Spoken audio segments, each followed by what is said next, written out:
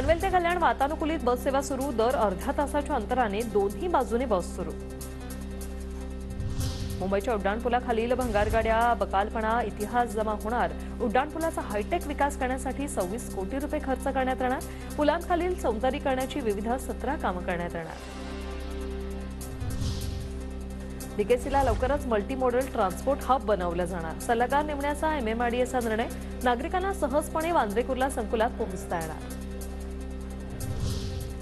Atal सेतूवर selfie काढल्याप्रकरणी 264 वाहनांवर कारवाई, वाहनं उभी करून इतर प्रवाशांच्या जीवाला धोका निर्माण केल्याप्रकरणी कारवाई, प्रत्येकी 500 रुपयांचा दंड वसूल। पुण्यात धुक्यांची सादर, विमान रेल्वे प्रवासावर परिणाम, तीव्र धुक्यामुळे पुण्याहून 10 विमानं रद्द, रेल्वेही उशिराने। ललित पाटील प्रकरणी संजीव ठाकूर यांच्या अडचणीत वाढ, गुन्हे शाखेने केलेल्या चौकशीत संजीव ठाकूर दोषी, ठाकूरांच्या अटकेसाठी पोलिसांचा वैद्यकीय शिक्षण विभागाला प्रस्ताव। पुण्यात भारताचे पहिले ऑलिम्पिक पदक विजेते खाशाबा जाधवांची जयंती साजरी, एसपी कॉलेजमध्ये जयंतीनिमित्त 100 पोस्टरचं प्रकाशन।